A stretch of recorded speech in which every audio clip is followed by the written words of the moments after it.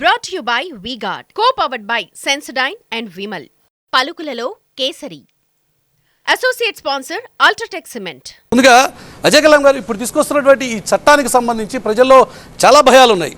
భూ వివాదాలు లేకుండా ఈ చట్టం తీసుకొస్తున్నాము అన్నది ప్రభుత్వం చెబుతున్నటువంటి మాట. అసలు భూమే లేకుండా చేస్తున్నారా అనేటువంటి ఉంది ప్రజల్లో భయం. ఇంతకీ అసలు ఈ చట్టం లక్ష్యం ఏంటి, ఎందుకోసం ఈ చట్టం తీసుకొచ్చే ప్రయత్నం జరిగింది అంటే ఏం చెప్తారు? ఇది యాక్చువల్గా మనము చరిత్ర తెలుసుకుంటే అండి, ఇది మన మన్మోహన్ సింగ్ గారు ఫైనాన్స్ మినిస్టర్గా ఉన్నప్పుడు ఇంటర్నేషనల్ ఇన్వెస్టర్స్ అంటే మనం ఎప్పుడు ఎఫ్డిఆర్స్ కోసం ఎదురు చూస్తూ ఉంటాం కదా ఈ దేశము, దానికోసము వారు ఒక మీటింగ్ ఆర్గనైజ్ చేసినప్పుడు ఇంటర్నేషనల్ ఇన్వెస్టర్స్ ఏం చెప్పారంటే, ఒక ప్రథమ సమస్య మీ దేశంలో ల్యాండ్కి సంబంధించింది, ల్యాండ్ రిజిస్ట్రేషను, ల్యాండ్ మేనేజ్మెంటు, ఓనర్షిప్పు, దీనిలో ఒక ట్రాన్స్పరెన్సీ లేదు, ఒక ఫైనాలిటీ లేదు. దాంతో మేము ఇక్కడ ఇన్వెస్ట్ చేయాలంటే మాకు చాలా ఇబ్బందులు అవుతున్నాయి అని. అందుకనే ల్యాండ్ మనం కనుక ర్యాంక్ తీసుకుంటే ఇంటర్నేషనల్గా మన దేశము ఆ ట్రాన్స్పరెన్సీ ఇండెక్స్లో ఎక్కడో 143లోనో ఎక్కడో ఉంటుందండి. అందుకని చెప్పి ఆ రోజు మన్మోహన్ సింగ్ గారు, వాద్వా గారు అని చెప్పి ఒక సీనియర్ ఈ ల్యాండ్ ఇష్యూస్లో ఎక్స్పర్ట్ అయినటువంటి వారితో ఒక కమిటీ వేస్తే, వారు అన్ని దేశాల్లో ఉన్నటువంటి land management systems, land laws study చేసి మనకు మిగతా డెవలప్డ్ కంట్రీస్లో లాగా ఒక టైటిల్ సిస్టమ్ అనేది ఈ దేశంలో మనం భూమికి ఇవ్వలేకపోయాము, ఒక గ్యారంటీ టైటిల్ సిస్టమ్ అనేది ఇవ్వలేకపోయాము. లేకపోవటం వలన దానికి సంబంధించినటువంటి ఇన్సూరెన్స్ సిస్టమ్స్ అవి కూడా డెవలప్ కాలేదు. ఫైనాలిటీ అల్టిమేట్గా దాని వలన లిటిగేషన్ పెరుగుతూ ఉంది అని ఈ దేశంలో మన సునీల్ గారు కూడా చెప్తూ ఉంటారు. 66% సివిల్ కేసెస్ ఓన్లీ భూమికి సంబంధించి ఉంటాయి, 14% మర్డర్లు కూడా భూమికి సంబంధించే ఉంటాయి. ఇంత పెద్ద ఎత్తున లిటిగేషన్కి కారణం ఒక మనం క్లియర్ రికార్డ్ మేనేజ్మెంట్ వ్యవస్థ లేకపోవటం, పక్కా టైటిల్ వ్యవస్థ లేకపోవటం అని చెప్పి ఆ రోజు వారు చెప్పడం జరిగింది. దాని తర్వాత మరలా అప్పు కమిటీలు వేశారు.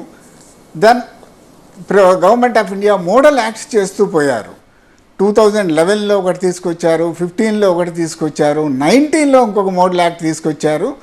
ఈ మోడల్ యాక్ట్ని ఇంప్లిమెంట్ చేయించే బాధ్యతని నీతి ఆయోగ్ అప్పచెప్పింది కేంద్ర ప్రభుత్వం.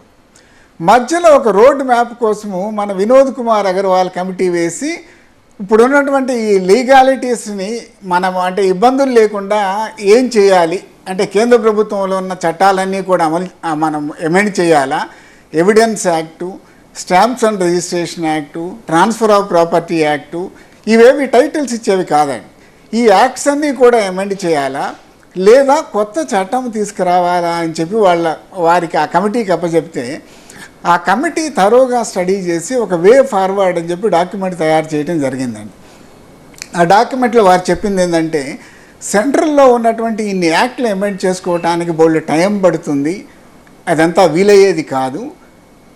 ఇన్స్టెడ్ ఆఫ్ దట్ ప్రతి స్టేటు కూడా ల్యాండ్ స్టేట్ సబ్జెక్ట్ కాబట్టి ఏ స్టేట్కి ఆ స్టేట్ ఒక ప్రత్యేకమైనటువంటి చట్టం టైటిల్ కాన్ఫర్ చేస్తూ ఒక చట్టాన్ని తీసుకుని వస్తే కనుక దాని ఇంప్లిమెంటేషన్ బాగుంటుంది అని చెప్పి ఆ కమిటీ చెప్పడం జరిగింది.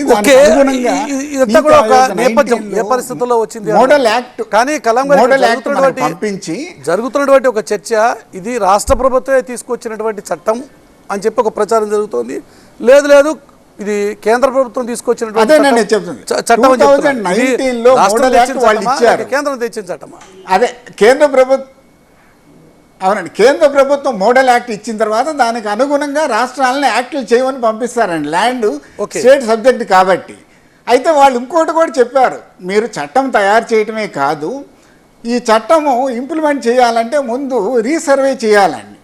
మీరు ఒక సైంటిఫిక్గా రీసర్వే ప్రోగ్రాము ఇదంతా తీసుకోవటం, ల్యాండ్ రికార్డ్స్ డిజిటలైజేషన్ ఇవంతా చేయటానికి కావాల్సినటువంటి ఆర్థిక సపోర్ట్ కూడా మేము ఇస్తాము అని.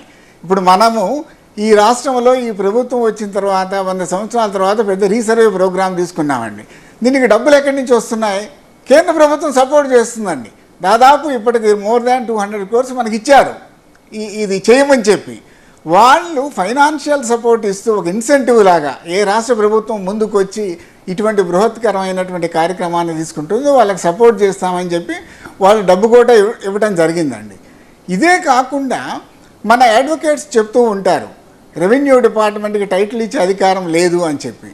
అంటే ఎందుకు అనంటే సుప్రీంకోర్టు హైకోర్ట్స్ రిపీటెడ్గా చెప్పినాయండి. ఏంటి, మన దగ్గర ఇప్పుడు ఉన్నటువంటి ల్యాండ్ రికార్డ్స్ ఏవి కూడా మనకు పూర్తి టైటిల్ ఇచ్చేటటువంటి డాక్యుమెంట్స్ కావు. మనకుండే పాస్ పుస్తకం కానీ, మనకుండే 1B రిజిస్టర్ కానీ, మనకుండేటటువంటి ROR 1B రిజిస్టరు, మనకుండే అడంగళ్ళు, RSRలు ఇవి ఏవి కూడా వీటిని టైటిల్ కింద మేము పరిగణించము.